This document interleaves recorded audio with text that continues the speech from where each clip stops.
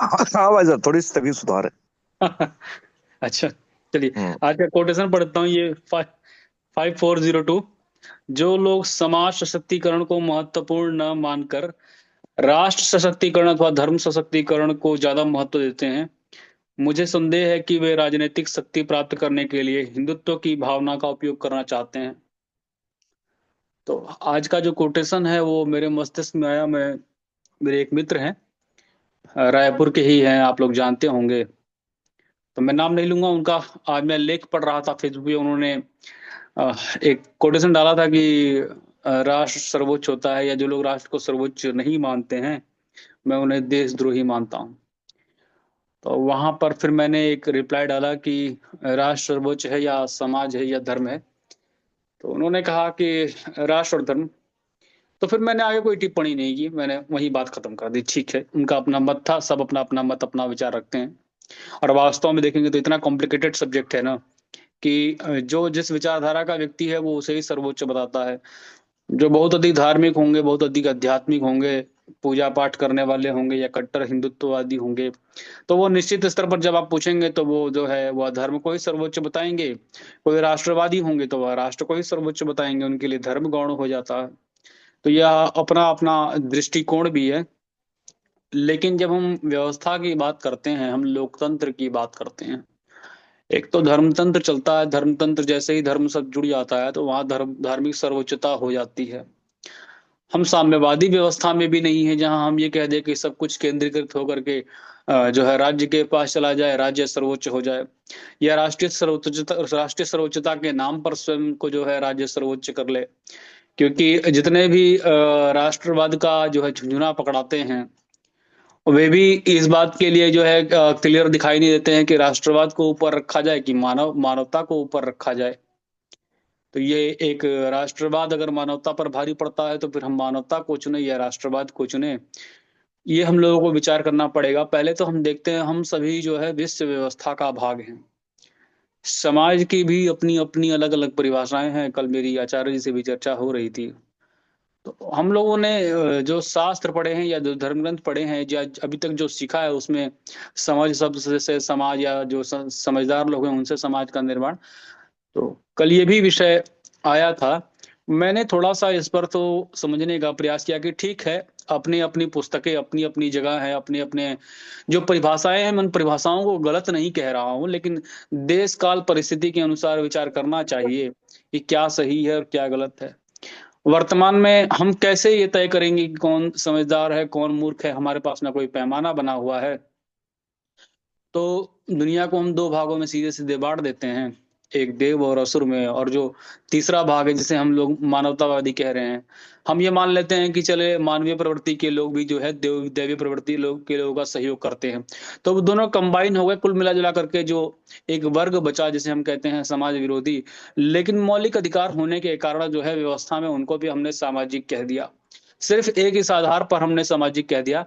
अर्थात जब हम समाज की बात कर रहे हैं तो हम विश्व के 750 800 करोड़ जो भी लोग हैं उनको लेकर के हम समाज की बात कर रहे हैं। और इसका महत्वपूर्ण बिंदु यह भी है कि अगर हम राष्ट्र की बात करें कि भारत में रहने वाले लोगों को ही समाज कहा जाए, तो दो देश यदि दुनिया में आपस में लड़ जाएं, या दो तानाशाह लड़ जाएं अपने व्यक्तिगत स्वार्थ की पूर्ति के लिए, वह राष्ट्रवाद का चोला ओढ़ करके या राष्ट्रीय सर्वोच्चता के नाम पर लड़ जाएं, तो दूसरे देश में जो लोग मारे जाते हैं, जो युद्ध में भाग नहीं लेना चाहते हैं, उस मानवता की जो हानि होती है उसका दोषी कौन ठहराया जाएगा? तो राष्ट्रवाद कहीं ना कहीं है अपनी सत्ताओं को बचाने के लिए भी प्रयोग किया जाता है। मैं राष्ट्रीयता का समर्थन करता हूँ, राष्ट्रीयता की भावना होनी चाहिए। क्षेत्रता की भावना भी हो तो कोई दिक्कत नहीं है, क्षेत्रवाद होगा तो दिक्कत हो जाती है। लेकिन जब राष्ट्रवाद को भड़काया जाता है तो उसका मूल कारण यही होता है कि अपने राज्य व्यवस्था को मजबूत करना है। यानी कि तंत्र स्वयं को मजबूत करने के लिए जिन जिन तरीकों का प्रयोग करता है उसमें से यह एक तरीका है। धार्मिक आधार पर विभाजन भी किया जाता है लोगों को, जो है धर्म के नाम पर, जातियों के नाम पर, अन्य महिला पुरुष के नाम पर बांटा जाता है। तो विभाजन के एक कारणों में से धार्मिक सर्वोच्चता का भी है कि धर्म सर्वोच्च है। पर मैं देखता हूँ व्यवस्था में तीनों का संतुलन होना चाहिए, चाहे राज्य हो, चाहे धर्म हो, चाहे समाज हो। सबकी अपनी अपनी एक सीमाएं बनी हुई हैं। और उन सीमाओं के भीतर जो है अगर संतुलन बना हुआ है तब तक तो वो ठीक है। जैसे ही वह अपनी सीमाओं का अतिक्रमण करता है, या वह यूं कहें कि वह बाद में कन्वर्ट हो जाता है, तो बाद में कन्वर्ट होते साथ ही वह एक समस्या का रूप धारण कर देता है। आप राष्ट्रीयता को मानिए कि राष्ट्रीय प्रेम करिए, क्या समस्या है? जैसे ही आप राष्ट्रवादी बन जाते हैं तो फिर समस्या यह आती है कि देश के सत्ताओं के द्वारा लिए गए गलत निर्णय में भी जो है आप समर्थन कर देते हैं। जैसे हमने रूस में देखा, यूक्रेन में देखा, या कई देशों में देखा, जो है नेशनलिटी के नाम पर, राष्ट्रीयता के नाम पर, या फिर जो है इस्लामिक देशों को देखते हैं, वहां धार्मिक कट्टरता के नाम पर जो है पूरे देश बर्बाद हो गए। लगभग 50,000 लोग मारे गए ये इसराइल के हमले में, लेकिन उन लोगों की बुद्धि आज भी नहीं खुल रही है। वो लोग प्रसन्न हैं, वो लोग अपनी जीत का जश्न मना रहे हैं, क्योंकि उनके दिमाग में ये घुसा हुआ है कि धर्म सर्वोच्च है, हम लोगों को जन्नत मिलेगी। लेकिन वो लोग लोकतंत्र को या सामाजिक सर्वोच्चता को स्वीकार नहीं कर पा रहे हैं। जैसे ही हम समाज सर्वोच्च का नारा लगाते हैं कि समाज इन सभी में सर्वोच्च है, तो हम सिर्फ एक इकाई का या एक धर्म समूह का या एक राष्ट्र का या एक क्षेत्र का प्रतिनिधित्व नहीं कर रहे हैं, हम संपूर्ण विश्व की और संपूर्ण मानवता की बात कर रहे हैं। अर्थात जो हम कहते हैं कि सब सुखी हों, किसी को कष्ट ना हो, या हम लोगों का जो भावना है वसुधैव कुटुंबकम, विश्व हमारा परिवार है। तो जब हमने परिवार कह दिया, तो परिवार कहते साथ ही यह भाव हो जाता है कि जो जितने भी मनुष्य हैं उनके प्रति हमारा मानवता का भाव है। ये बात और है कि परिवार के लोगों में भी अगर कोई दुष्ट हो, विधर्मी हो, तो दंड देना ही पड़ता है। परिवार होने का यह अर्थ नहीं है कि जो दुष्ट हैं उन्हें छोड़ दिया जाएगा। तो राज्य की अपनी एक सीमा बनी हुई है कि राज्य है स्वयं को समाज घोषित नहीं कर सकता है। वर्तमान में जो हम लोग देख रहे हैं कि राज्य ने जो है वह स्वयं को समाज घोषित कर दिया है, और एक भ्रमपूर्ण स्थिति बना दी है कि जो है वह राज्य सर्वोच्च है या सरकारें ही सर्वोच्च हैं। कहीं संवैधानिक सर्वोच्चता का जो है वो झंडा फहराया जा रहा है, कहीं जो है धार्मिक सर्वोच्चता का। और धार्मिक सर्वोच्चता का इसलिए फहराया जा रहा है क्योंकि लोग जो लोग वैचारिक दृष्टिकोण से बचपन से ही जिस परिवार में, जिस परिस्थिति में, जिस धार्मिक व्यवस्था से निकलते हैं, निश्चित स्तर पर उसका कहीं ना कहीं प्रभाव तो रहता ही है। लेकिन जब हम बात करते हैं संतुलन की, तो मैंने कहा चारों के मध्य संतुलन होना चाहिए। हमारी जो वर्णाश्रम व्यवस्था रही है उसमें चारों के मध्य संतुलन था। अर्थात जो ब्राह्मण, क्षत्रिय, वैश्य और शूद्र हैं, यह एक दूसरे के शोषक नहीं थे, शोषक की जगह पूरक थे। तो जैसे ही आप पूरक करते हैं, तो पूरक में क्या होता है, एक दूसरे के प्रति निर्भरता हो जाती है, परस्पर सहयोग हो जाता है।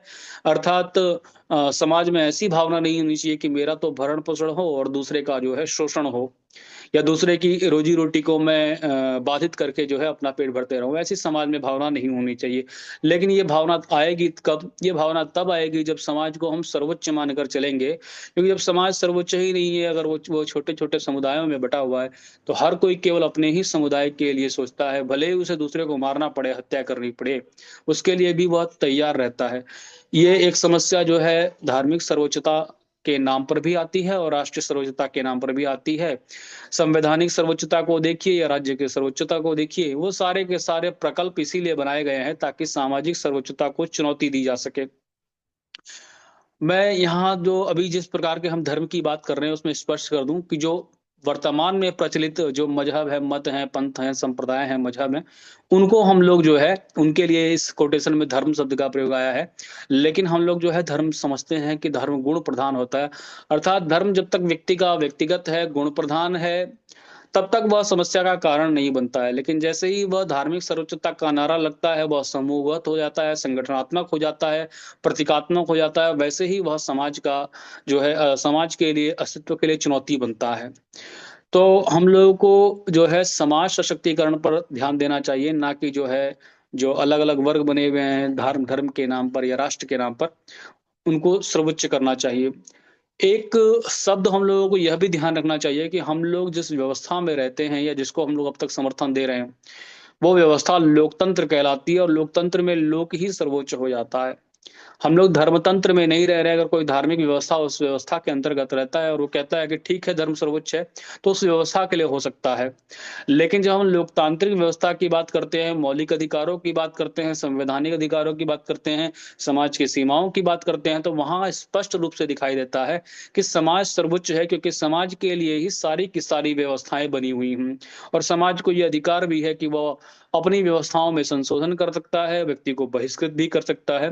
लेकिन लेकिन जो लोग जो है समाज के स्थान पर धर्म को सर्वोच्च मानने लग जाते हैं, वो लोग एक बंद कंपार्टमेंट की तरह हो जाते हैं, अर्थात उसमें वन वे रूट कह लीजिए, आने का रास्ता तो रहता है, जाने का कोई रास्ता उसमें रहता नहीं है। वहां आपकी स्वतंत्रता बाधित हो जाती है, विचार मंथन भी बाधित होने जाता है। वो लकीर के फकीर बन जाते हैं, वो किताबों को ही कोट करते हैं कि जो हमारे किताबों में लिखा है वही सही है, भले ही उसका वो लोग अर्थ गलत निकाल ले। और इसका मूल कारण ही है कि समाज को वो लोग सर्वोच्च नहीं मानते हैं।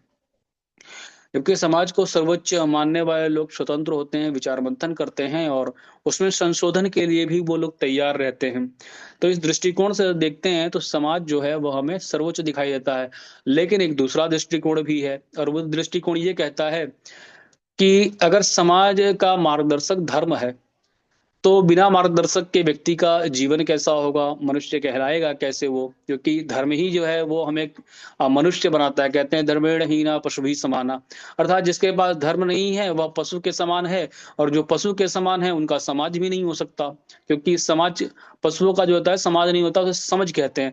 अर्थात धर्म जो है वह आवश्यकता भी है। तो धर्म ऐसा नहीं है कि गौण है, मूल बात है इनके संतुलन की। अर्थात धर्म क्या है? मार्गदर्शक है, हमारा रिप्रेजेंटेटिव है, हमको रिप्रेजेंट कर रहा है, हमारा जो है पथ प्रदर्शक है। समस्या तब आती है जब हम उस धर्म में संशोधन करने के लिए या उस व्यवस्था में जो है बदलाव करने के लिए तैयार नहीं आते हैं, और हम लोग लकीर के फकीर बन जाते हैं। जो लिखा गया है, जो कहा गया है, उसी को मानकर हम लोग चलना शुरू कर देते हैं। ऐसी व्यवस्था में अगर कोई हमें एक उंगली दिखा रहा है कि सामने जाओ, तो हम लोग गड्ढे में भी कूदने को तैयार हैं कि देखो, एक व्यक्ति ने उंगली उठा ली, हाथ में संविधान पकड़ा हुआ है, सामने उंगली दिखा रहा है, भले ही वो तुम्हें गड्ढे में कुदा दे, लेकिन व्यक्ति उसके पीछे भागते रहे कि संविधान सर्वोच्च हो गया। किसी ने कोई पुस्तक उठा ली कि धर्म सर्वोच्च है, लोग उसके पीछे भागना शुरू कर देंगे, भले ही वो जो है आप फिदाइन बना दे या बम बांध के खुद को उड़ा दे, तो उन्होंने वहां पुस्तक पकड़ ली है। तो वहां वैचारिक स्वतंत्रता जो हो जाती है, समाप्त हो जाती है। और उसका मूल कारण है कि संविधान को मानने वाले भी समाज को सर्वोच्च नहीं मान रहे हैं, और जो तथाकथित मजहब को मानने वाले हैं वो भी समाज को सर्वोच्च नहीं मान रहे हैं। जो विश्व में राष्ट्र को मानने वाले हैं वो भी राष्ट्र सर्वोच्चता के नाम पर युद्ध कर रहे हैं। मैं कुछ इसे इस तरह से देखता हूं कि जो हमारा शरीर है, अगर हम शरीर को जो है समाज मान ले, तो हमारी जो बुद्धि है, जो विचार है, जो हमारा मस्तिष्क है, ये मस्तिष्क हमारा धर्म की तरफ मान लीजिए। का अर्थ है कि ये मार्गदर्शक है, अर्थात शरीर में कौन क्या निर्णय लेगा, हाथ चलेगा, पैर को चलाना है, क्या करना है, कब नींद लेनी है, उसका जो संतुलन बनाने वाला है वो तो हमारा मस्तिष्क है। लेकिन हम ये नहीं कह सकते कि शरीर महत्वपूर्ण नहीं, केवल मस्तिष्क ही महत्वपूर्ण है। तो क्या कोई ऐसा मस्तिष्क है जो बिना शरीर के काम कर सकता है, या फिर कोई ऐसा शरीर है जो शरीर ही शरीर रहे और मस्तिष्क ना हो तो क्रिया चलेगी? अर्थात दोनों ही एक दूसरे के पूरक हैं।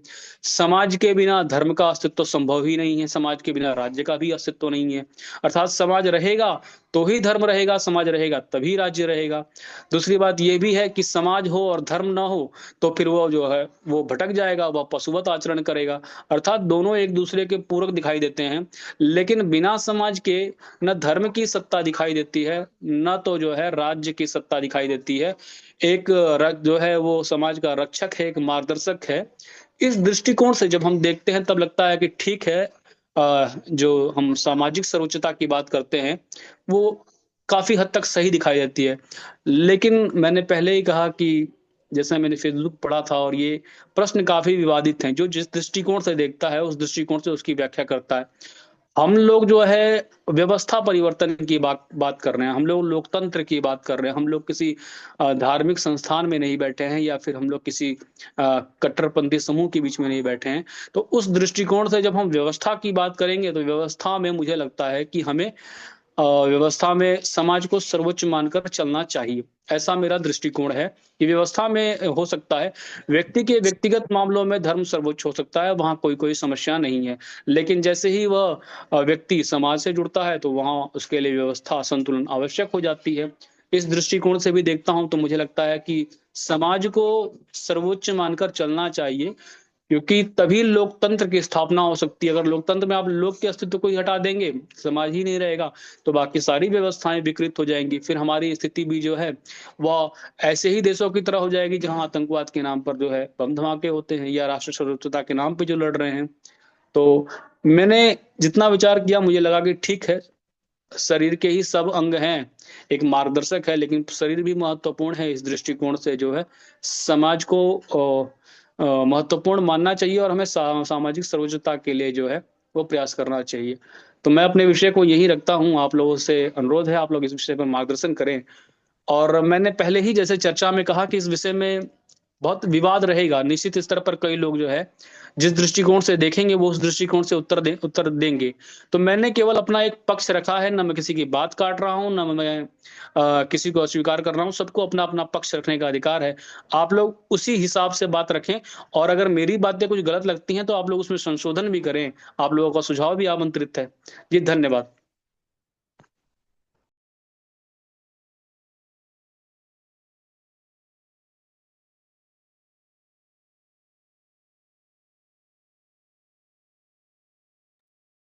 हाँ ब्रजेश जी, ठीक है आप? जी जी ठीक है, कल इस विषय में मेरी बात हुई थी मीटिंग खत्म होने के बाद आचार्य जी से। तो जी। उन्होंने भी कुछ अपना विचार रखा था समाज के विषय में। मैंने कहा ठीक है, आप अपना विचार रख दीजिए, आज इस विषय पर हम लोग चर्चा कर लेंगे। हम्म, ठीक बात है। आज जो जी है जो विषय है वह वो कह रहा है कि समाज, देश को बड़ा दिखाकर सरकार यह दिखाने का प्रयास कर रही है कि लोगों के विकास को छोड़कर भी जो है देश का विकास किया जा सकता है, और उसमें भावनाओं का इस्तेमाल करके वह लोगों को जोड़ ले रहे हैं, धार्मिक भावनाओं का इस्तेमाल करके। ये बिल्कुल सही हो रहा है। नरेंद्र मोदी जी इसमें बहुत निपुण हैं, और वो पूरे विश्व को एक नई दिशा दे रहे हैं राजनीति की। पूरे विश्व में यह फैला रहे हैं कि आप राष्ट्रवाद के नाम पर अपने देश को वोट लेकर नेता बन सकते हैं। और लगभग लगभग ये चलन शुरू हो गया है, अमेरिका भी इसका अनुसरण कर रहा है। हमारे देश में जो स्थितियां हैं, हमारे देश की जो व्यवस्था थी, उसमें समाज में किसका सम्मान करना है, किसका सम्मान नहीं करना है, या किसका सम्मान कम करना है, ज्यादा सटीक शब्द ये रहेगा, वह निर्धारित था। इस प्रकार से हमारे यहाँ भाड़ों का जो है सम्मान बहुत ही कम था।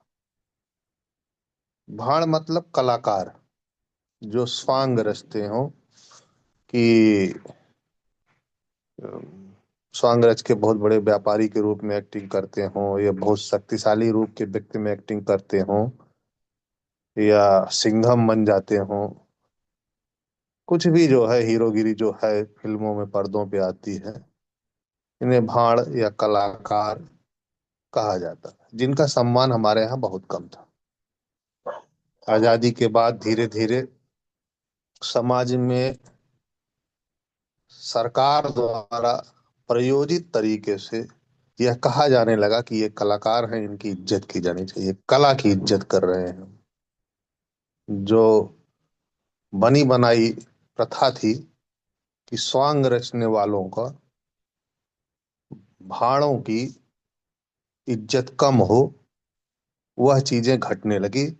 और मीडिया द्वारा यह प्रचारित किया जाने लगा कि ये जो है काफी अच्छे लोग, साधु, समाज सेवी, इनके अंदर कमियां निकाली जाएं, इनके ऊपर आरोप लगाए गए, और उन आरोपों के आधार पर उनका चरित्र मर्दन किया गया मीडिया द्वारा प्रायोजित तरीके से।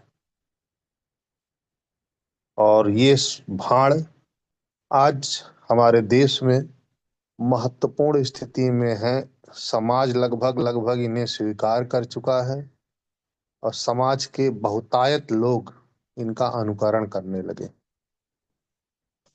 तो सरकार की इच्छा ऐसी क्यों थी कि वो भाड़ों को महत्व दे, उनको समाज में इज्जत दिलवाए?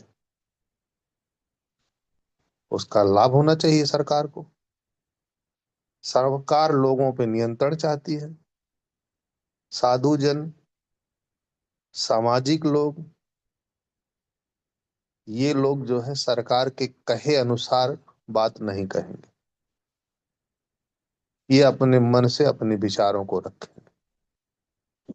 भाड़ एक सस्ता आइटम है, उसके ऊपर जो कह दिया जाएगा कि तुमको ये बोलना है, वह बोलने लगेगा। आज उससे कह दिया जाए कि तुमको कुंभ में नहाना है, तुमको फला नेता की सभा में बैठ कर कहना होगा कि आप हमें बहुत प्रभावित करते हैं, उसके लिए तुमको इतना रुपया मिलेगा, तुम जाके बैठ जाओ। वो जाके बैठ जाएगा, बोल जाएगा। उसका अपना उसमें कोई इंटरेस्ट नहीं। और इस तरीके से समाज में एक संदेश चला जाएगा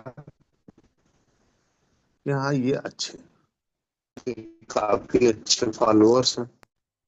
और नेता लोगों को इकट्ठा करेगा उनके आधार पर। राष्ट्रवाद एक ऐसा वाद, सभी नशा है।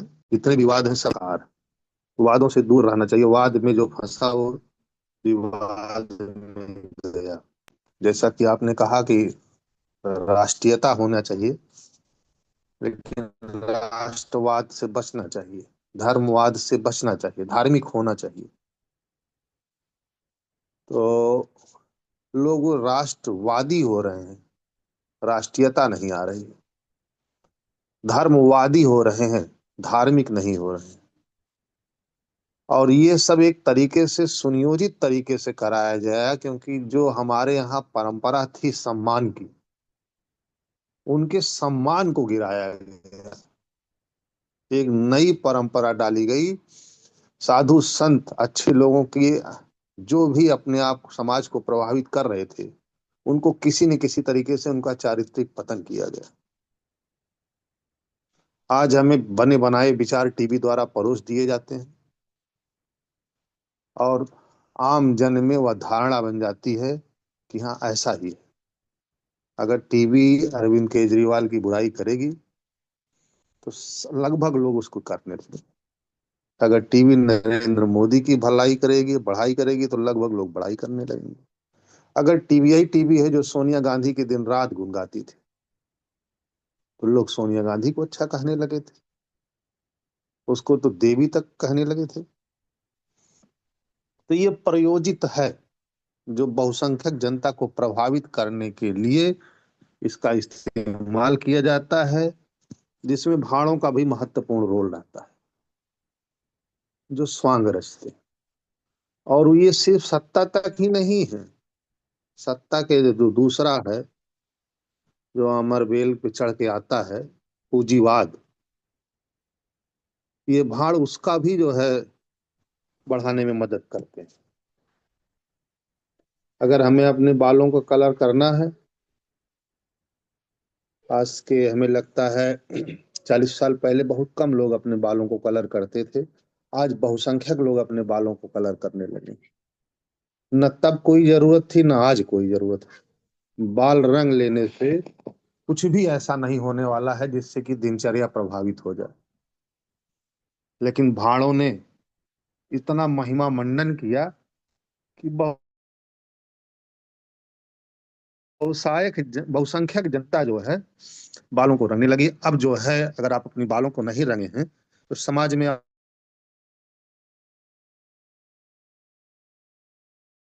आप असभ्य ऐसी स्थिति। पहले ये होता था कि नहीं, हमको सही दिखना है, सच्चा दिखना है, हमें कोई स्वांग नहीं रचना है। जो स्वांग रचते थे लोग उन पे हंसते थे कि जब उम्र बीत गई यार तो क्या है जो है अपने बालों को कलर करके फर्जी जो है अपनी उम्र को छुपा रहे हो। लेकिन वो जमाना बीत गया। आज बालों को कलर करना एक बुराई नहीं रह गई समाज में, और आज बुरा रह भी नहीं गया है।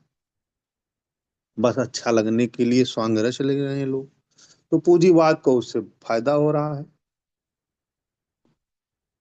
उसके प्रोडक्ट बिक रहे हैं। इस तरीके से न जाने कितने ऐसे प्रोडक्ट हैं जो समाज में बिक रहे हैं, जिनकी मनुष्य के जीवन में से अगर हटा दिया जाए तब भी उनका जीवन संभव रहेगा और अच्छे से संभव रहेगा। लेकिन ऐसे पदार्थों को बेचना है, इसकी भूख को बढ़ाना है, तो भाड़ों का इसमें जो है रोल रहता है। साधु संत, सामाजिक लोग, इसका प्रोत्साहन नहीं करेंगे, भाड़ ही करेंगे। तो भाड़ों को स्टार बनाया जाता है, कुछ खिलाड़ियों को भी सम्मिलित कर लिया गया है, वो भी इस तरीके से चीजों को कर रहे हैं। प्रयोजित चीजें हो रही हैं समाज में, हमको एक दिशा के में धकेला जा रहा है। और हम बहुसंख्यक लोग अपनी परंपराओं को तोड़ देने के नाते, मुखिया परंपरा तोड़ दिए, हमें किसका सम्मान करना है, ऊंच नीच की भावना हमारे अंदर से खत्म हो गई। पहले हमारे अंदर ऊंच नीच की भावना रहती थी, कौन आदमी नीच है, जो भाड़ है ये नीच है, जो संत जन है वो ऊंचे हैं, जो पुरोहित हैं वो संत जनों से नीचे हैं। तो ऐसे लोग जो ऊंच नीच की भावना को रखते थे, उनको एक बुराई मता दिया गया और उसको इस तरीके से उछाला गया कि बहुत वह अच्छाई जो है बहुत ही निम्न कोटि की बुराई बन गई, जो जातिगत हो गई। धीरे धीरे समाज में उसको इसी तरीके से रखा गया और चीजों को जो है विलुप्त होने दिया गया, जिससे हम भूल ही जाएं कि हमें किसका सम्मान करना है और किसका सम्मान नहीं करना। बनी बनाई परंपराएं टूट गई।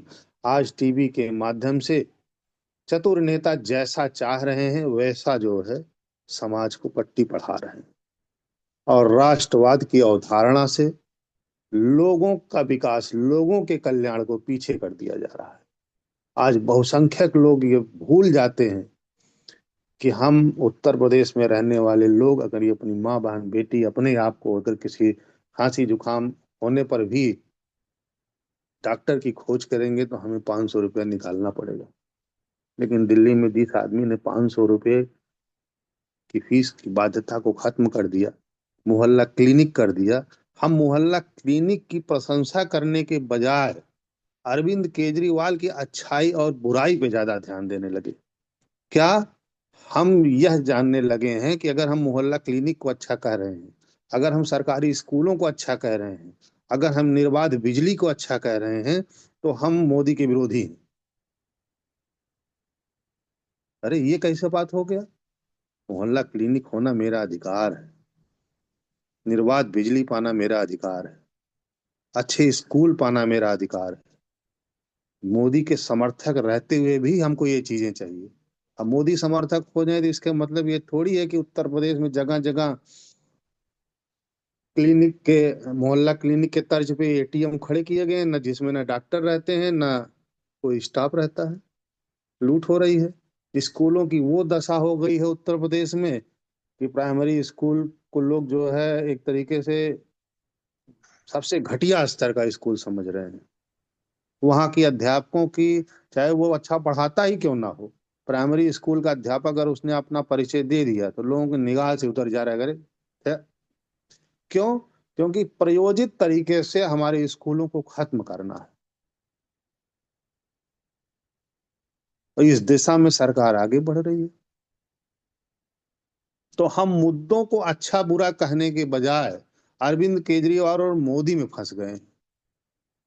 हम नेतावाद में फंस गए हैं, हम राष्ट्रवाद में फंस गए हैं, हम धर्मवाद में फंस गए हैं, जो हमारे समाज और हमारे देश के लिए खतरा है, हमारी सोच के लिए खतरा है, हमारे सोचने के नजरिए को लोग निकल जा रहे हैं। इनसे हमें बचना होगा और अपने समाज को बचाना होगा। धन्यवाद।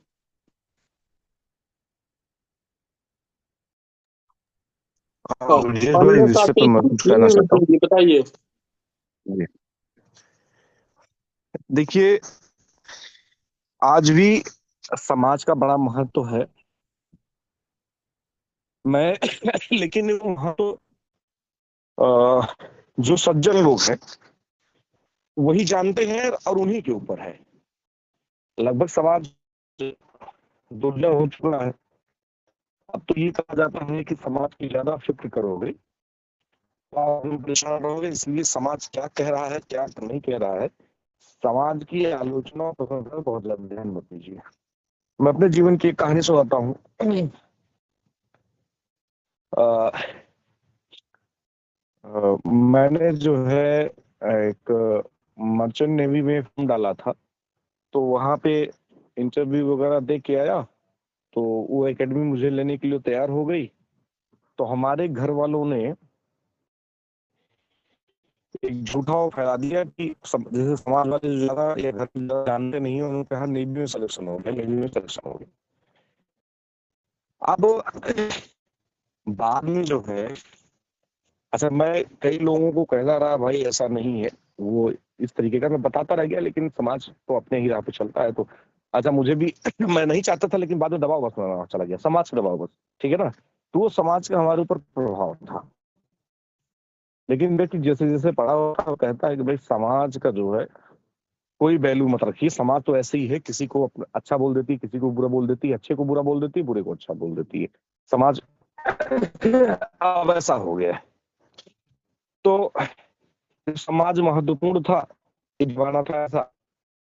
तो सब लोग नारा दिया, लोग तमाम जो है जो धूर्त लोग हैं वो समाजवादी नहीं, और समाजवादी पूरे समाजवादी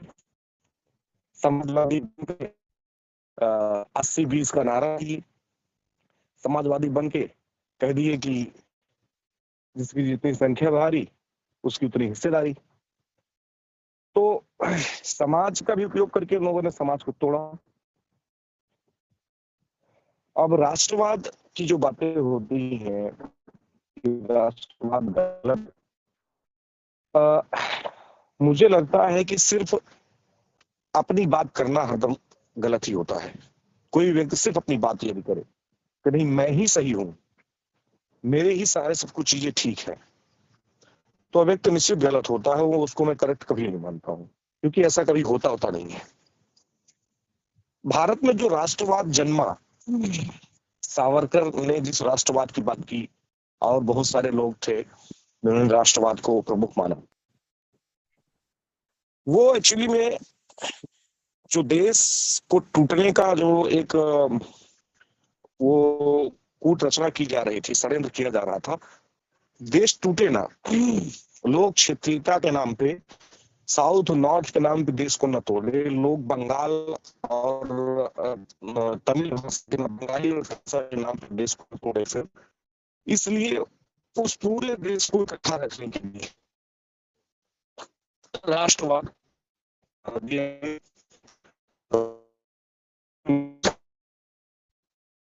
हमको तो नहीं लगता कि भारत राष्ट्रवादी है। जिस तरीके से धर्मवादी है, इस्लामिक संप्रदायवादी कह सकते हैं, या आप उसको इस्लामवाद कह सकते हैं, जो देश का इतना नुकसान किया पूरी दुनिया का, हमको नहीं लगता उसका जो है 0.% भी जो है भारत के राष्ट्रवादियों ने उसका कोई नुकसान किया हो। किस आज तक तो कहीं नहीं देखा। दूसरी विपिन जी, आपकी आवाज थोड़ी ब्रेक हो रही है, आपकी आवाज। जी भाई साहब, हमारे यहाँ नेटवर्क थोड़ा कम रहता है, तो अभी मैंने जो बातें कही वो सुनाई पड़ी नहीं पड़ी, मैं फिर से दोहरा दूं। हाँ, 90% तो आ गई है। अच्छा, भाव समझ में आ गया ना, तो चलिए ठीक है। तो राष्ट्रवाद का नारा इसलिए देना जरूरी पड़ गया था, ऐसा नहीं है कि वो जो राष्ट्रवाद का नारा दिया गया है वो किसी को तोड़ने के लिए दिया गया। कोई वाद तब खराब होता है जब कहीं पे वह विभाजन उत्पन्न करता है। भारत के राष्ट्रवाद ने कहीं विभाजन उत्पन्न नहीं किया, बल्कि जो लोग भाषा के नाम पर, उत्तर दक्षिण के नाम पर, इस देश को धर्म के नाम पर इस देश को तोड़ने की चाहत रखते थे, उनके चाहतों पे भारत के राष्ट्रवाद ने पानी फेरा है। अब मैं अमेरिका के राष्ट्रवाद की बात नहीं करूंगा, या अन्य देशों के जो राष्ट्रवाद की राह पे चल रहे हैं उनका राष्ट्रवाद क्या है मुझे नहीं मालूम, उनकी भावना क्या है। लेकिन भारत के राष्ट्रवाद को तो मैं इतना जानता हूँ। भारत का धर्मवाद भी, जो व्यक्ति अब अपने को धार्मिक ही कहता है, मैं धार्मिक प्रवृत्ति का हूँ, ये नहीं कहता कि मैं धर्मवादी हूँ। भारत का नागरिक तो कहता ही नहीं है, भारत के सनातनी ये कहते ही नहीं मैं धर्मवादी हूँ। लेकिन अगर भारत के लोग धर्मवादी बन भी जाए, वो सिर्फ इतना चाहेंगे कि हमारे धर्म की रक्षा हो, कोई हमारे धर्म में कोई हमारे लोगों को तोड़े ना, बहकाए ना बरगलाए ना, इसलिए जो है वो धर्मवादी बन जाते हैं। उनका किसी धर्म को नुकसान पहुंचाने का कोई इरादा नहीं होता है। शब्द वाद शब्द गलत है, यह निश्चित है, लेकिन भारत ने जब जो है उस वाद को उपयोग किया, राष्ट्रवादियों ने उपयोग किया, तो राष्ट्र को सुरक्षित रखने के लिए, किसी को तोड़ने के लिए नहीं, किसी को कब्जा करने के लिए नहीं। उन्होंने ये नहीं कहा कि पाकिस्तान हमारा, इसको मैं ले लूंगा। बांग्लादेश पे दावा नहीं ठोका कि हमारा पहले था, अफगानिस्तान पे दावा नहीं ठोका। और धर्मवाद का भी मान लीजिए सम्मान करते हैं, मैं यही इतना अपने को बचाने के लिए सर, जैसे युवा जो है कठोर हो जाता है, वो बाहरी होता कठोर होता है, अपने सिर को अंदर कर लेता है, तो अपने बचाने के लिए, तो अपने सुरक्षित रखने के लिए अगर भारत के लोग इन वादों का उपयोग भी करते हैं, तो अपने को बचाने के लिए, किसी को हानि पहुंचाने के लिए अगर कोई वाद खड़ा किया जाता है, तो मैं उसको मानता हूँ। अपने को सुरक्षित रखने के लिए अगर कोई वाद जन्म लेता है, तो मैं उसको बहुत अच्छा मानता हूँ। इस विषय पर मेरा यही था। समाज को तोड़ने के लिए सिर्फ और सिर्फ राजनीतिक लोग जिम्मेदार हैं, बाकी कोई जिम्मेदार नहीं है। राजनीतिक लोग ही सारे प्रपंच रचते हैं। किसी को दलित बता देंगे, तो किसी को पीड़ित बता देंगे, किसी को वंचित बता देंगे। अब वो कितना पीड़ित है, कितना दलित है, कितना वंचित है, वो भगवान ही जाने। लेकिन इस तरीके का एक एक शब्द गढ़ करके समाज को तोड़ने का काम होता है। तो इसलिए हम सबको बहुत सोच समझ के इस पे बात करनी चाहिए, बहुत सोच समझ करके एक धारणा बनानी चाहिए। नहीं होता है कि लोग समझ अरे आप राष्ट्रवादी हैं तो अरे आप गलत है, आप धर्मवादी हैं तो गलत है। देखना चाहिए उनके राष्ट्रवाद में क्या है, उनके धर्मवाद में क्या है।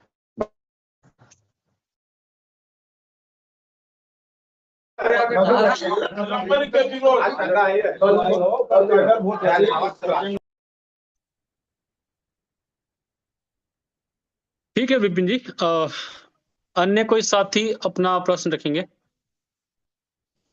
थोड़ा सा राय साहब, थोड़ा सा राष्ट्रवाद पे जरा सा मैं डालूंगा एक आधा मिनट में। हाँ, आप पहले दूसरों की बात ले लेते हैं।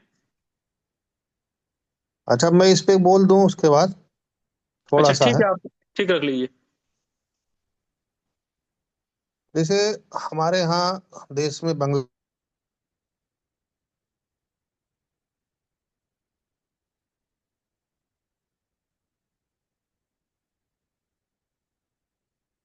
आपकी आवाज चली गई पवन हमारे जी। राष्ट्र में, लेकिन अमेरिका से हथकड़ियां डाल के हमारे देश के लोगों को यहाँ भेजा गया, क्योंकि वो हमारे यहाँ कुछ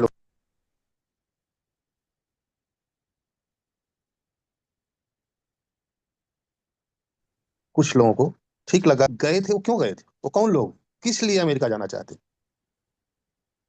उनके सपने बड़े होंगे, वो जीवन में कुछ ज्यादा पाना चाहते होंगे, कुछ अति महत्वाकांक्षी होंगे, कुछ ऐसे लोग होंगे धर्मेंद्र की तरह जो बेटिकट ट्रेन में बैठ करके मुंबई पहुंच गए थे अनाधिकृत तरीके से।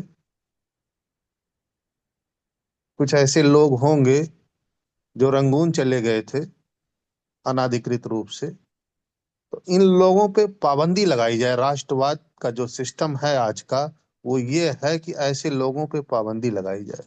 क्यों? क्योंकि अव्यवस्था फैलाते हैं, ये अनाधिकृत रूप से आ रहे हैं।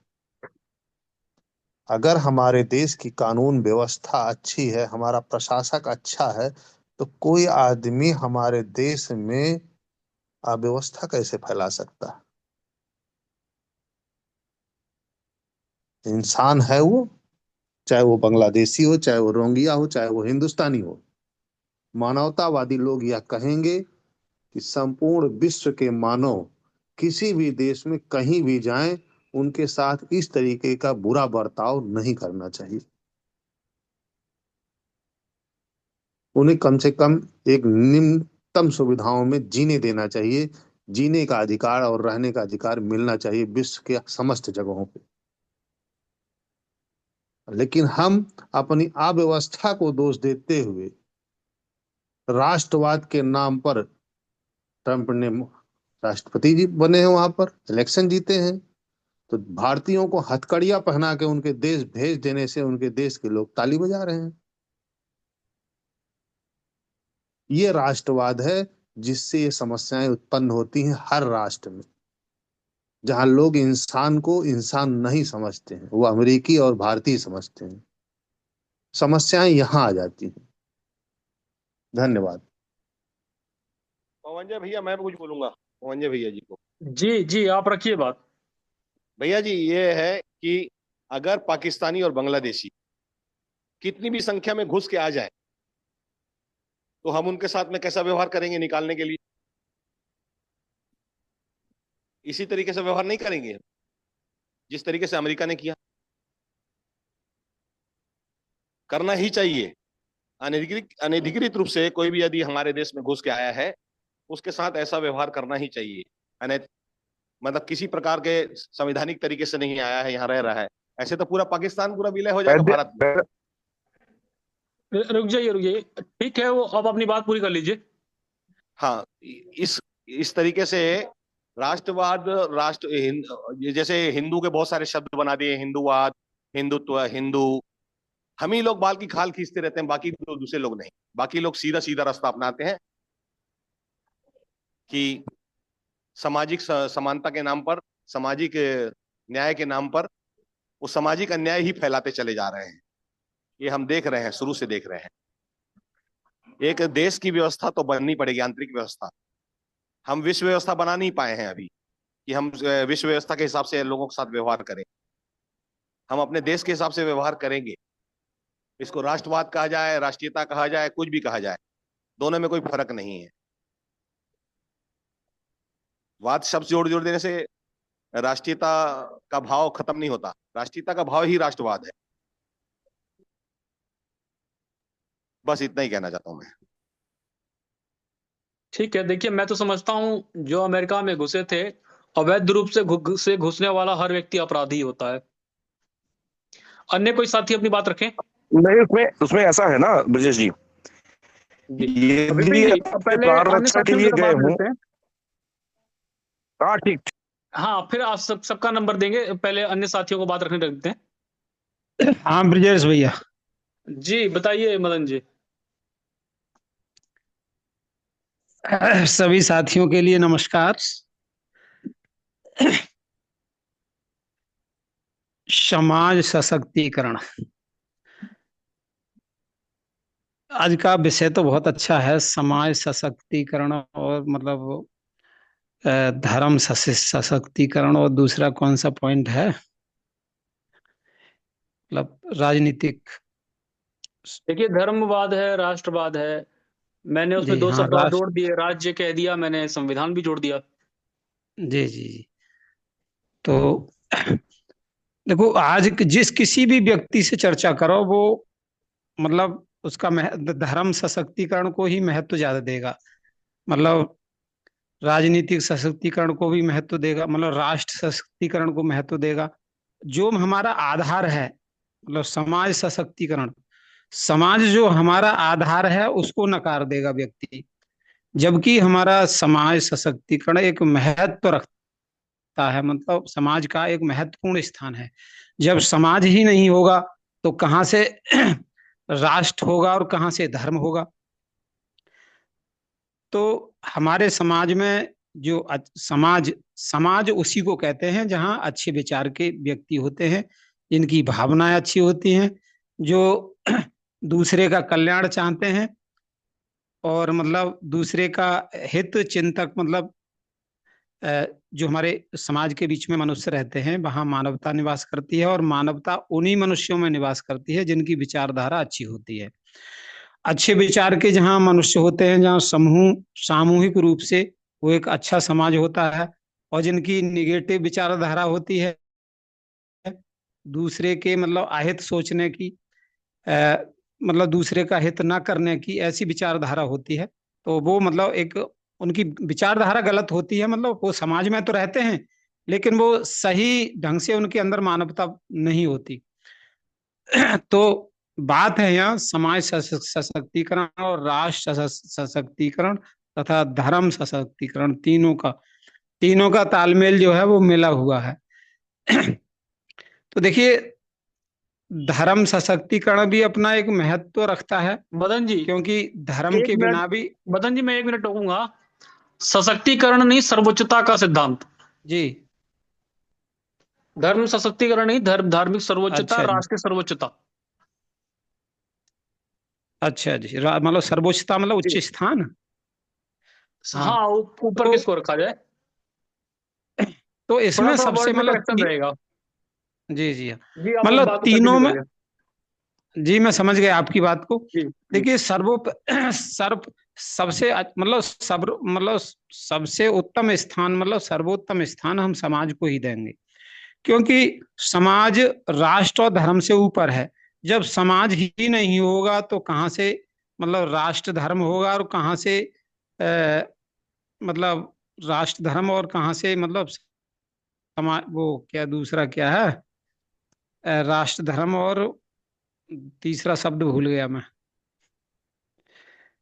तो मतलब महत्वपूर्ण, मतलब इन तीनों में जो है वो महत्व समाज का है, क्योंकि धर्म तो मतलब धर्म सर्वोपरि जब होता है, क्योंकि मनुष्यों के अंदर उनके वो अपने कर्तव्य को निर्वाह करते हैं मनुष्य।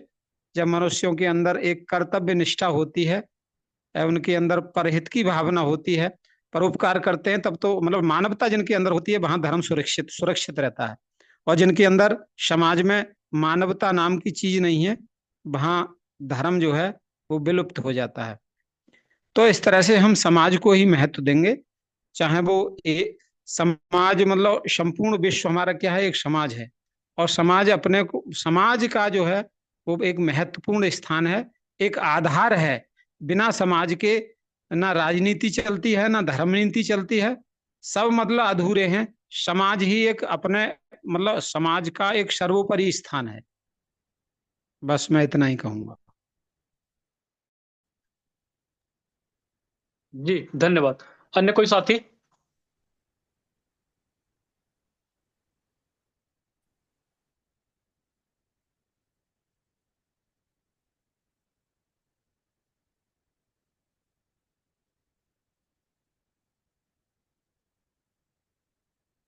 अभी विपुल जी हैं, मोहन जी हैं, आचार्य जी हैं, श्रीकांत जी हैं, सोहन जी हैं, रामराज जी हैं। अभी तो पूरी टीम बची हुई है।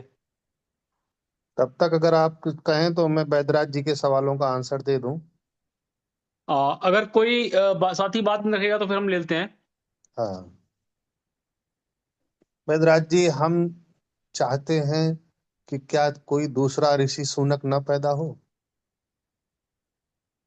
क्या हम चाहते हैं कि दूसरा कल्पना चावला न हो? क्या हम चाहते हैं कि कमला हैरिस न हो? ऐसे तमाम जो आज नामी गिरामी लोग हैं, ये लोग अवैध रूप से अप्रवासी, अवैध अप्रवासियों के रूप में दूसरे देशों में गए हुए थे, जहां इन्होंने नए सपने बुने और नई जिंदगियां हुई और देश के तमाम चीजों में अपना योगदान दिया है। और हम बड़े खुश होते हैं कि ऋषि सुनक ब्रिटिश का प्रधानमंत्री है, वो हमारा अपना है। लेकिन अवैध रूप से गए थे।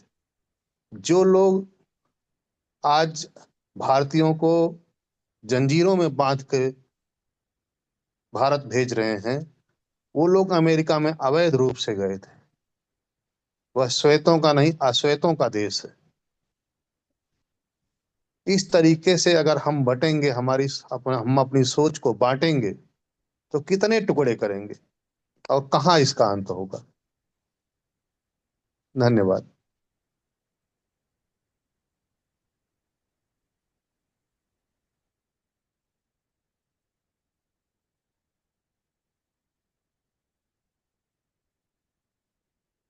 विपुल जी या आचार्य जी, मोहन जी, या तो आप चर्चा को आगे बढ़ाएं।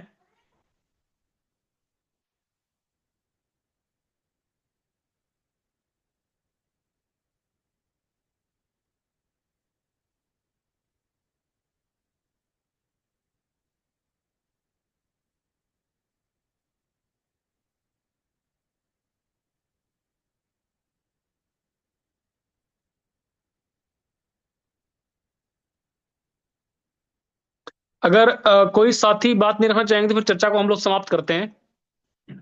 सभी को नमस्ते। जी बताइए।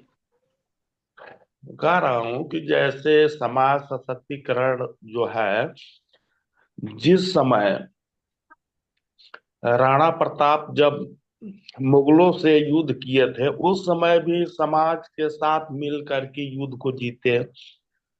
जिस समय महात्मा गांधी देश बचाने के लिए, अंग्रेज भगाने के लिए संगठित किए, समाज को सशक्त किए, गांव गांव जा करके, गली गली जा करके, इस तरीके से जेपी आंदोलन हुआ था, अन्ना आंदोलन हुआ था।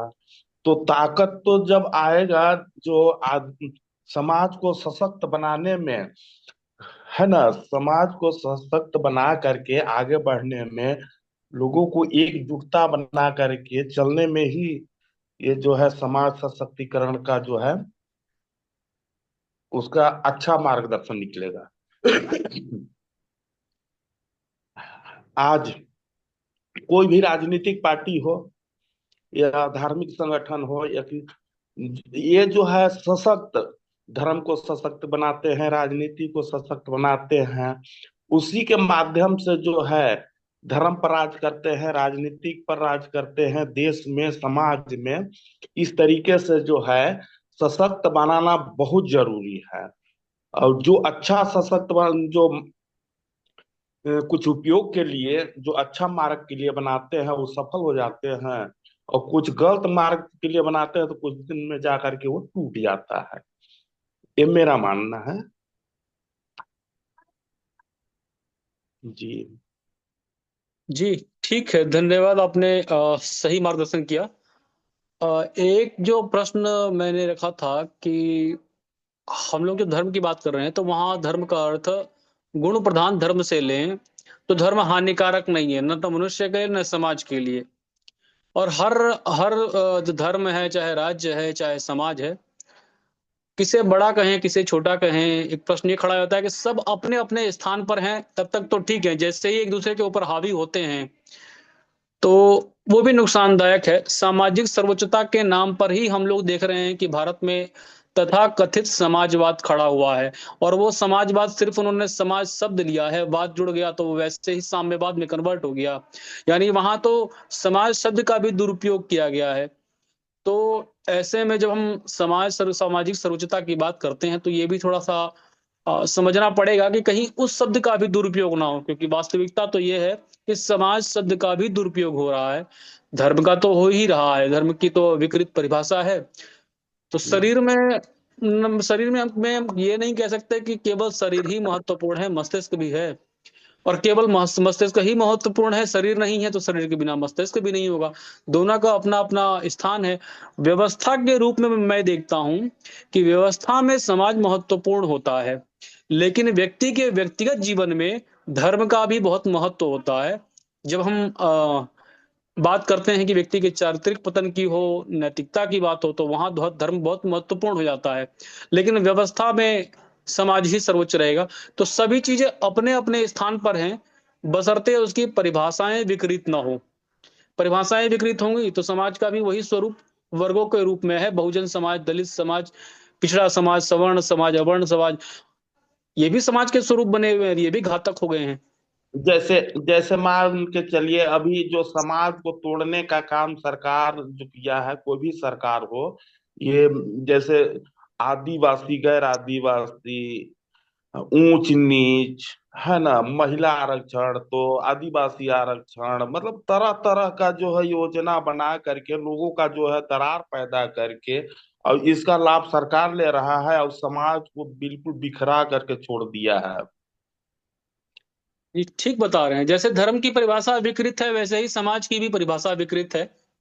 जैसे कल का बात चल रहा था कि वो जैसे महिला के बारे में कुछ लोग जो जैसे भावनात्मक लोग जो है वो आस्था से जुड़े रहते हैं, लोग से जुड़े रहते हैं, लेकिन तेज जो होशियार होते हैं, वो लोग जो है समाज को अपने चांगुल में कर करके और जो है दुरुपयोग कर लेते हैं, जिसे चलाक कहते हैं।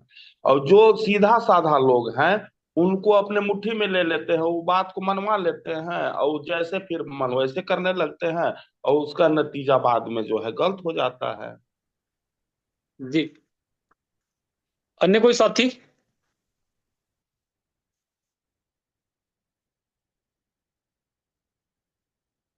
ठीक है, तो आज की चर्चा को यही समाप्त करते हैं। जी प्रणाम सभी साथियों के लिए। जी आचार्य जी बताइए। देखिए चर्चा तो अच्छी है, विषय भी बढ़िया रखा है, पर थोड़ी सी जैसे आपने धर्म की बात की, समाज की बात की थी, उस समझ तो अपने अपने पास है ही है, उस स्वतंत्रता है जैसे हम रखते हैं अपनी बातों को जैसे जितना समझ पाते हैं, तो उतना तक तो ठीक है, लेकिन यही व्यवस्थाएं जो हैं वो समाज में विकृति ही पैदा कर देती हैं। और मेरी मुनि से ही बात भी हुई थी, कई लोगों से और भी बाबा से, मतलब मैंने कहा बाबा समाज को तोड़ने का मुख्य आधार क्या है, तो कई चीजें बताई। जब बातचीत हुई तो मैंने कहा मैं मुख्य आधार विचारों को मानता हूँ। विचार जब भिन्न होंगे तो मान्यताएं भिन्न होंगी, और जब मान्यताएं भिन्न होंगी तो विचारों के गुट बनेंगे, समाज के गुट बनेंगे। और समाज में जब गुट बनेंगे तो अपनी मान्यताओं को मनवाने के लिए कुछ ना कुछ आधार रखेंगे, चाहे वो आधार धार्मिक रखेंगे, चाहे वो सामाजिक रखेंगे, चाहे अपनी मान्यताओं के आधार पर रखेंगे या राज्य व्यवस्था के आधार पर रखेंगे। यहां से ये शुरू होता है। आप जाइए मुस्लिम के लिए, तो मुस्लिम राज्य व्यवस्था का नहीं, पहले तो विचार ही बना ना वहां पर। जो कुरान आया तो कुरान एक व्यक्ति ने लिखा, और उसमें जो एक व्यवस्था दी, उस व्यवस्था के आधार पर एक संगठन खड़ा हुआ, और संगठन के आधार पर एक गुट बना, एक गुट के आधार पर जो है उन्होंने अपनी मान्यताएं मानी। तो आधार क्या हुआ समाज को तोड़ने का? रही बात पाश्चात्य की, तो जो बाइबल है वो आधार क्या है समाज को तोड़ने का? विचार ही है। ईसा मसीह ने विचार दिए, बाइबल दी, उनकी अपनी मान्यताएं हो गई। कहने का मतलब ये है कि हम जब अवलोकन करेंगे तो प्रश्न वही आता है, जैसे मदन जी ने कहा समाज के लिए, समाज कब विकसित हुआ? तो पहले शब्द आया, इसको ब्रजेश जी समझेंगे और भी सब लोग समझेंगे, कि पहले समझ शब्द आया, और इस पर काफी चर्चाएं हुई हैं। समझ शब्द से समाज विकसित हुआ है, यानी अवधार जब समझ ही नहीं है तो समाज कहाँ है? समझ शब्द किसने दिया? वो धर्म ने दिया या समाज ने दिया या किसी व्यक्ति ने दिया? तो हमारी मान्यता तो ये है कि वैदिक वांग्मय में जब हम आएंगे तो वो विषय अलग हो जाएगा थोड़ा, कि सृष्टि काल में 4 ऋषियों का जो है आगमन हुआ, जिसको हम ब्रह्मा के 4 मुख कहते हैं। तब तो कोई समाज नहीं था, तो 4 वेदों के आदित्य, अंग्र, वायु और अग्नि, तो आधार को कहाँ डाल दोगे फिर? आधार से हमारा मानना ये होता है कि इस समय की जो लोकतंत्र की व्यवस्था है, वो लोकतंत्र में एक ही चीज दिखाई देती है, वोट। अर्थात सरकार वोट के बल पर बनती है। तब वोट के बल पर बनती है तो वोट को अपने सानिध्य में लाने के लिए, अपने बढ़ाने के लिए वो प्रपंच करेंगे कि मेरा जो वोट बैंक है, या मेरा जो समाज है, या समाज ना कह करके मेरा जो गुट है, मतलब मेरे अनुयायी ज्यादा बन जाए, या मेरी नीतियां हैं उससे प्रभावित ज्यादा लोग हों, या मेरी तरफ को ज्यादा है, कहीं ना कोई आधार रखेंगे तभी तो उनका वोट डालेंगे नीतियों के आधार पर। तो राज्य का तो केवल इतना दखल है, वो इतना समाज को तोड़ना चाहते हैं कि हमारा पक्ष मजबूत हो, हमारी विचार ज्यादा प्रबल हो, जिससे हमारा वोट बैंक का एक आधार बने, और वोट बनेंगे तो सरकार बनेगी। एक आधार है इस समय लोकतंत्र का। हम इसके स्वरूप में देख सकते हैं समाज को तोड़ने की अवस्था में। लेकिन यदि हम ये मानेंगे कि जो पुनः मैं उस बात को कहूंगा कि आधार क्या है, मतलब जो समाज को तोड़ने का, तो निष्कर्ष में यही आएगा बहुत विचार मंथन करने के बाद, को वहां विचार बनेगा। विचार ही और मान्यताएं ही समाज को तोड़ती हैं। दूसरी बात, मैं थोड़ा सा एक दो उदाहरण थोड़ा दे रहा हूं। जैसे वैदिक वांग्मय में एक प्रश्न, एक सूक्ति आई है संस्कृत में, उत्तिष्ठ जागृत प्राप्य वरान निबोधत।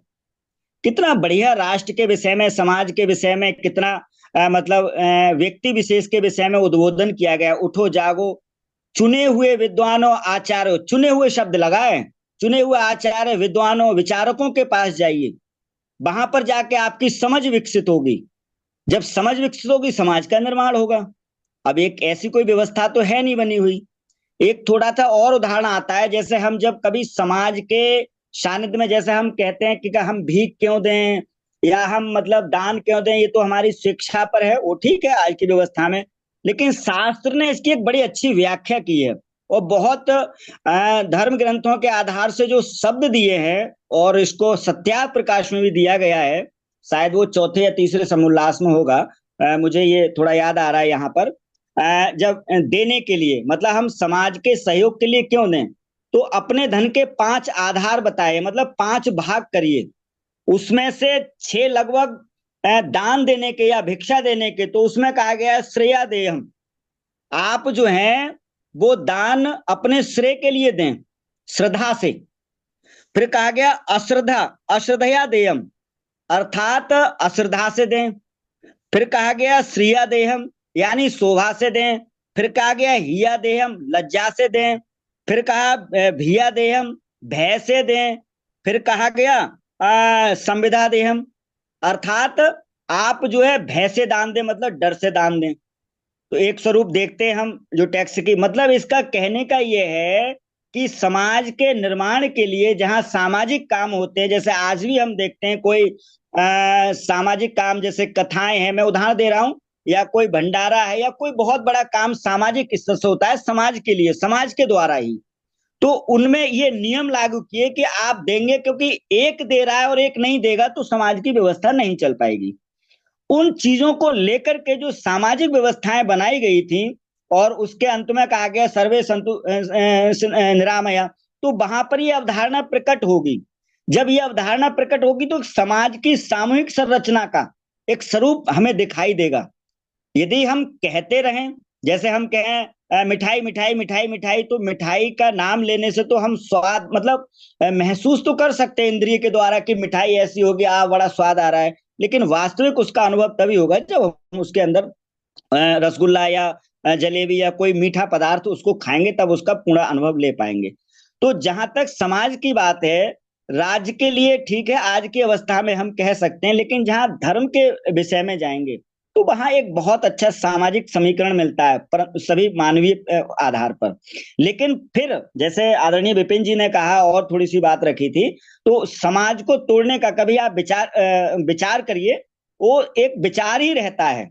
मेरी मान्यता आपकी मान्यता जब अलग होगी और उसका कोई आधार पैमाना नहीं होगा, तर्क नहीं होगा, या कोई वैज्ञानिकता नहीं होगी, या वहां पर कोई सामाजिकता नहीं होगी, न्याय व्यवस्था नहीं होगी, व्यवहारिकता नहीं होगी, तो हमारी अपनी मान्यताएं आगे बढ़ेंगी और वो मान्यताओं के मानने वाले जो समाज में जैसी जैसी समझ रखते हैं, जैसा इसका समाज है वो अपना गुट बनता जाएगा और उसके आधार पर मतलब जो है वो समाज का हम विघटन अर्थ देखते रहेंगे। एक बात मैं और कह रहा हूं, जैसे हम विश्व समाज की बात करते हैं तो जहां राष्ट्रवाद की बात कही गई, मैंने कई बार पढ़ा है, जो विद्वानों ने उसका वो किया है, वाद का मतलब होता है विशेष, विशेषता। तो मुझे लगता है अगर उस शब्द को हम समझ पाए तो कहीं बात नहीं है। जैसे राष्ट्रवाद की हम बात कर रहे हैं, तो राष्ट्रवाद की बात जहां अपनी संस्कृति की विशेषता के लिए बात की जाए, जहां अपने विचारों की बात की जाए, जहां सबके कल्याण की बात की जाए, जहां पर एक आधार हो मानवीय प्रवृत्ति का, जहां पर एक आधार हो बांटकर खाने की संस्कृति का, तो उसको वाद कह सकते हैं। राष्ट्रवाद मतलब सर्वोपरि, हम इन मान्यताओं को सर्वोपरि मानते हैं। लेकिन जहां पर हमारी कुंठित विचारवाद, मैं समझता भी कुछ नहीं, मानता भी कुछ नहीं, और उसके बाद में मेरी अपनी मान्यताएं हैं, तो वहां पर वाद खड़ा होता है। नहीं नहीं, मैं वो कोई मेरी समझ है, मैं ना तर्क को मानता हूँ, ना वैज्ञानिकता को मानता हूँ, ना कोई जो लौकिक बात है जैसे सामाजिकता, व्यवहारिकता, न्यायता, इनको मैं कुछ नहीं मानता, मेरी अपनी मान्यता है। तो वहां पर फिर जो है वो व्यवस्था थोड़ी खड़ी होगी। और आज हम जो पवन जी ने कहा बिल्कुल ठीक है, जो राष्ट्र की अपनी अपनी परिधि है, लेकिन एक यहाँ पर बात जरूर आती है, जैसे आपने कल्पना चावला, इनका सबका बिल्कुल सही है, जब आप कुछ उन्नति करना चाह रहे हैं तो एक तरीका तो अपनाना ही पड़ेगा। जो सामाजिक व्यवस्था दी गई है या एक परिधि के अनुसार जो व्यवस्था बनाई गई है, वहां की आपकी लौकिक व्यवस्था, जैसे आपके घर है, आपका घर, अमेरिका को अपना घर मान लीजिए, तो आपने अपने घर के कुछ नियम कानून जरूर बनाए होंगे कि आप रसोई में जाएंगे तो चप्पल बाहर उतारिए, आप भोजन करेंगे तो बैठ के करिए, या कुर्सियां हैं या मेज है, व्यवस्था के अनुसार। तो उस व्यवस्था में यदि कोई फिट नहीं बैठता है तो आप उसको टोकने का अधिकार रखते हैं, मुखिया के नाते, घर के समझ होने के नाते, आपने समझ घर को बहुत अच्छे से व्यवस्थित किया है, तो उसमें आप कहेंगे भाई थोड़ी अव्यवस्था फैल रही है, और इस अव्यवस्था को सही करिए भाई। ये यदि हम सब लोग सहयोग करेंगे तो इसमें जो है बहुत अच्छा और इसमें व्यवस्था बनेगी। तो जहां पर जो लोग बाहर के आते हैं, जैसे आहूजा जी ने बात कही थी, तो वो बात यहीं पर स्पष्ट होती है कि जब हम ऐसे लोग जाएंगे तो वहां जिनका कोई वहां के लिखित रूप में नागरिकता के रूप में कोई भी जैसे उनके नियम कानून में कोई किसी व्यक्ति की एंट्री नहीं है, कुछ नहीं है, हम जैसे पहुंच गए तो कहीं अपराध होता है या कोई व्यवस्था बिगड़ती है, तो कैसे उसका निराकरण हो पाएगा। तो ये थोड़ी सी हर राज्य की अपनी व्यवस्था रहती है। हमारे यहाँ की व्यवस्था है, और इस पे चाणक्य जी ने तो बहुत लंबा चौड़ा मतलब जो है दिया है। जो दूसरे लोग आते हैं, आपके विचार आपकी मान्यताओं में बाधा उत्पन्न करते हैं, और जैसे सौनक जी हैं या जो अन्य लोग हैं, वो व्यवस्था के अनुसार वहां चुने गए हैं, व्यवस्था के द्वारा ही उनका एक व्यक्तित्व बना है। तो यदि व्यवस्था से हम जाते हैं, मैं आपके घर पे आऊंगा या आप मेरे घर पे आएंगे, तो जो मेरे द्वारा व्यवस्था बनाई गई है, मान लीजिए मैं नीचे बैठ के भोजन कर रहा हूं, तो हमने अपने अनुसार वहां पे एक चटाई बिछा दी, आइए साहब बैठिए भोजन कर लेते हैं। यदि आपने थोड़ी उस व्यवस्था में नहीं है तो आप रिक्वेस्ट तो कर सकते हैं कि भाई मैं जमीन पर नहीं बैठ पाऊंगा, मुझे दिक्कत हो रही है, कुर्सी डाल दीजिए, आगे थोड़ा स्टूल डाल दीजिए, या स्टूल नहीं है तो मैं अपने पैर पे ही रख लूंगा, कोई दिक्कत नहीं है, लेकिन कुर्सी तो मैं कुछ ना कुछ व्यवस्था आपके अनुसार बनाऊंगा वहां पर। जब आपका कहना होगा तब, ना तो मैं अपने अनुसार ही व्यवस्था बना लूंगा, हम सब लोग ही। तो वहां पर जो राज्य व्यवस्था की बात है, वहां केवल यही आती है, जो अपने अपने परिधि हैं जिन देशों की, वो उनके अपने संविधान है, उनकी अपनी व्यवस्थाएं हैं, और जहां उनका जाना है तो वीजा रखा गया है, जो आज की व्यवस्था है, और अन्य जो चीजें हैं, तो उसके द्वारा जाइए, आपको कोई नहीं रोकेगा। और उसके बाद में वहां की आप रहना चाह रहे हैं, तो जो नागरिकता के वहां के प्रावधान है आप उनको फॉलो करिए, उनको आप वो करेंगे, तो ये हमारे यहाँ भी हो रहा है देश में। लेकिन जो अनलगर रूप से अगर घुस आते हैं, फिर वो गड़बड़ करते हैं, आज देख ही रहे हैं, रोगिल्लियां हैं और भी अन्य हैं, कई अपराधों में ऐसे प्राप्त हो रहे हैं, तो वहां फिर राज्य व्यवस्था का और जो जनमानस है उस धरती से जुड़ा हुआ, धरती से मतलब जहाँ की अपनी संस्कृति सभ्यता और मानवीय कुछ गुण हैं वहां के, उनमें जरूर वो उथल पुथल करेंगे और अपने अनुसार उनको घुमाने का प्रयास करेंगे। तो फिर राज्य का व्यवस्था, हम राज्य को दोष देंगे कि भाई हमारी सुरक्षा नहीं हो पा रही है, न्याय नहीं कर पा रहे हैं आप, तो ये सारे प्रश्न खड़े हो जाते हैं। तो इसको एक व्यापक रूप से जो है थोड़ा हम लोग समझेंगे। दूसरी एक ये है, बस 10 सेकंड की बात, जहां समाज व्यवस्था की मान्य है, तो ठीक है कि समाज जो है, जो हमने मान्यता बनाई है कि सभी का मनुष्यों का जो एक समूह है, पूरा 7 अरब या 8.5 अरब जो जनसंख्या है, वो वास्तविक समाज है। लेकिन उस समाज की मान्यताएं अलग हैं। जब मान्यताएं अलग हैं, उनकी रहन सहन पद्धति जो सब अलग है, उनकी जो जीवन पद्धति है वो अलग है, तो फिर वहां भी थोड़ा सा गड़बड़ होगा। वो नहीं मानते हम आपके समाज को, जैसे आज मुस्लिम कह देते हैं हम नहीं मानते आपके व्यवस्था के लिए, हम कह देते हैं, तो वहां भी समाज का एक स्वरूप नहीं दिखाई देता। और ये कुछ समय रहा होगा शुरू की अवस्था में, लेकिन आज ये भी जो है मान तो सकते हैं हम इस पर, लेकिन इसका निर्माण या इसका एक आधार, इसका एक कोई लॉजिक जो है वो तैयार नहीं विश्व बंधुत्व के रूप में दिखाई देता है। जैसे मानवाधिकार शायद एक स्वरूप था इसका, कई बार इस पर चर्चा हुई है कि हम मानवों के अधिकारों की सुरक्षा करेंगे, लेकिन ऐसा नहीं हो पा रहा है। तो वो बहुत विषय अलग हो जाते हैं, इन चीजों को भी थोड़ा समझें। जी धन्यवाद। ठीक है, अन्य कोई साथी अपनी बात रखना चाहेंगे?